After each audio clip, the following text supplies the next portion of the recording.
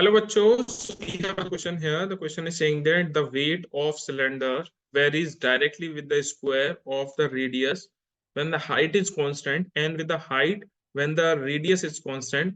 What is the ratio of radii of the two cylinders of the same weights whose heights are in the ratio 9:25?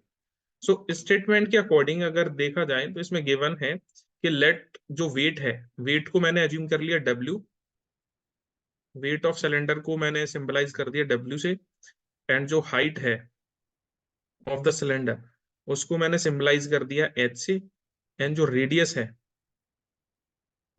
उसको मैंने symbolize कर दिया small r से। तो अब question के अकॉर्डिंग क्या है कि जो वेट ऑफ सिलेंडर है वो डायरेक्टली प्रोपोर्शनल है किसके? Square of radius means r square into h इसके। ठीक है, तो अगर मैं यहाँ से, और यहाँ पे गिवन ये है कि वेट क्या है, दोनों सिलेंडर्स का सेम वेट है। ठीक है, तो अगर मैं पहले सिलेंडर का अज्यूम करता हूँ, इसको ब्रेक करने के बाद प्रोपोर्शन को ब्रेक करेंगे तो कुछ कांस्टेंट लेना पड़ेगा।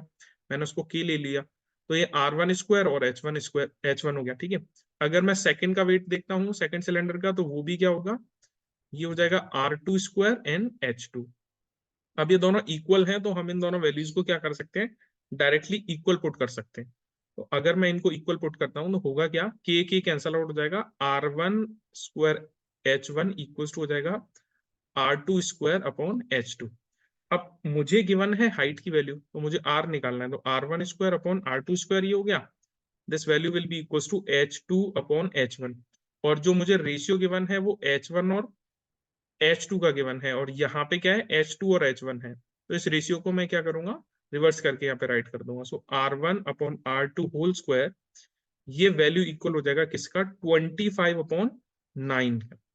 अगर मैं यहाँ से इसको एलिमिनेट कर दूं, so R1 upon R2 whole square, this value will equal to 5/3 whole square. जिसको कैंसल आउट करेंगे, so will got R1 and R2 का 5/3। सो जिसको लिखा जा सकता है R1/R2, ये वैल्यू कितना हो जाएगा, 5/3। तो अगर इनकी रेडियस का रेशियो देखा जाए, सो दैट विल बी 5/3। और ऑप्शंस में मूव करते हैं तो मुझे ऑप्शन नंबर डी में ये वैल्यू यहाँ पे गिवन है। So that will be the final answer of this question. I hope you have understand. Thank you for that.